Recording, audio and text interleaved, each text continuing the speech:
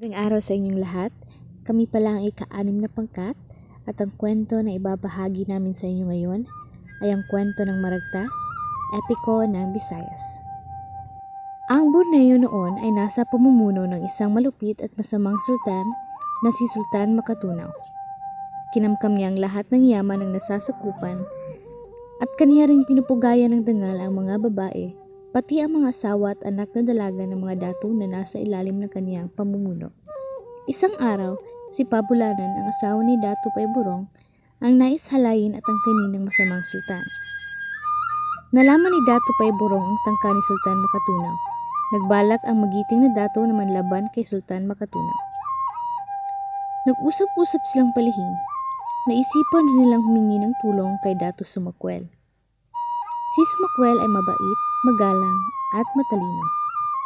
Alam niya ang kasaysayan ng maraming bansa at marami siyang alam kung tungkol sa paglalayag. Dinalaw ni Dato Paiburong at ni Dato Bangkaya si Sumakwel. Ipinagtapat ng dalawa ang paglaban na nais nilang gawin. Ayaw ni Sumakwel sa balak na paglaban. Pinuntahan ni Sumakwel si Dato Puti. Si Dato Puti ay punong ministro ni Makatunaw. Sinabi ni Sumakwel ang suliranin ng mga dato at ang balak na paglaban. Ipinasya ni na Sumakwel at Dato Puti ang palihim na pag-alis nilang 10 dato sa Borneo. Hindi nila magapi si Makatunaw. Maraming dugo ang dadanak at marami ang mamamatay. Ayaw ni Dato Puti na mangyari ang ganoon. Iiwan nila ang kalupitan ni Sultan Makatunaw at hahanap sila ng bagong lupain na maaaring pamuhayan nila ng malaya at masagana. Sila'y mararangal na dato na mapagmahal sa kalayaan. Nagpulong ng palihim ang 10 dato. Sila'y tataka sa Borneo. Palihim silang naghanda ng 10 malalaking bangka na ang tawag ay biniday o barangay. Naghanda sila ng maraming pagkain na kakailanganin nila sa malayong paglalakbay. Hindi lamang pagkain ang kanilang dadalhin, kundi pati ang mga buto at binhi ng halamang kanilang itatanim sa daratnan nilang lupain. Madalas ang pag-uusap ni Sumakwel at ni Dato Puti. Batid ni Sumakwel ang malaking pananagutan niya sa gagawin nilang paghanap ng bagong lupain. Isang hating gabi, lulan sa kanilang mga biniday o barangay, pumalaot ng dagat ang 10 dato kasama ang kanilang asawa at mga anak at buong pamilya, pati mga katulong. Sa 10 matatapang na dato, 6 ang may asawa at 4 ang binata. Si Sumakwel ay bagong kasal kay Kapinangan.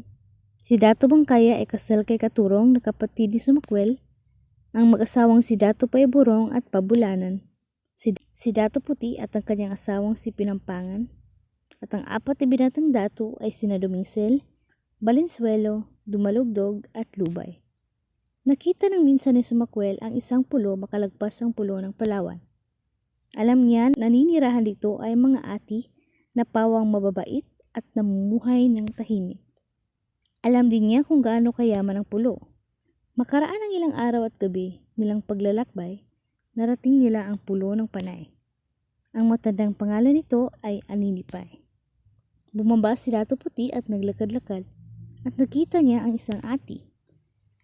Siya ay katutubo sa pulong iyon.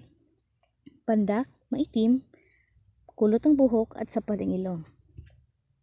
Sa tulong ng kasama ni Dato Puti na marunong ng wikain ng katutubo, ay itinanong niya kung sino ang pinuno sa pulong iyon at kung saan ito nakatira. Ipinabalita ni Dato Puti kay Marikodo na silang mga Bisaya mula sa Borneo ay nais magipagkaibigan. Si Marikodo ay isang hari ng Aninipay. Siya ay mabuting pinuno. Dumating ang takdang araw ng pagkikita ng mga ati sa pamumuno ni Marikodo at ng mga Bisaya sa pamumuno ni Dato Puti. Dito tinanggap ni Marikodo ang mga panauhin. Nakita niya na mabait at magalang ang mga dumating. Ipaniliwanag ni Dato Puti ang kanilang layong makapanirahan sa pulo ng Aninipay. Nais nilang bilhin ang lupain. Sinabi ni Marikodo na tatawag siya ng pulong. Nagpahanda si Marikodo ng maraming pagkain pagsasaluhan ng mga ati at mga Bisaya. Nakita ng mga ati ang maraming handog ng mga Bisaya. Ang mga lalaking ati ay binigyan ng mga Bisaya ng itak, kampit at insenso. Ang mga babae naman ay binigyan naman ng kwintas, panyo at suklay. Ang lahat ay nasiyahan, nagpakita ng maraming pagsayaw ang mga ati.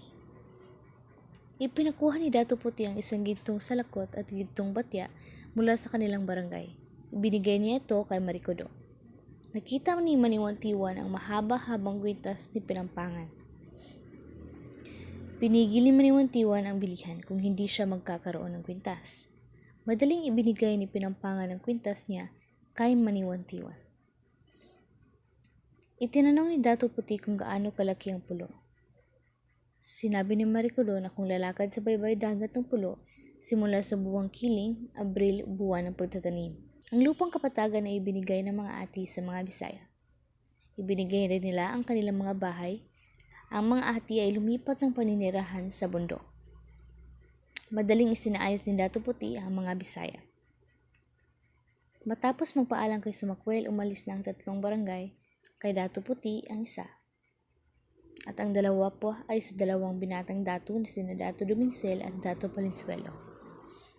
Narating nilang pulo ng Luzon, dumaong ang 3 barangay sa Luok ng Balayan. Isang araw lamang at umalis na sina Dato Puti at Pinampangan upang bumalik sa Borneo. At yan, ang kwento ng Maragtas, epiko ng Visayas. Maraming salamat sa pakikinig. Paalam!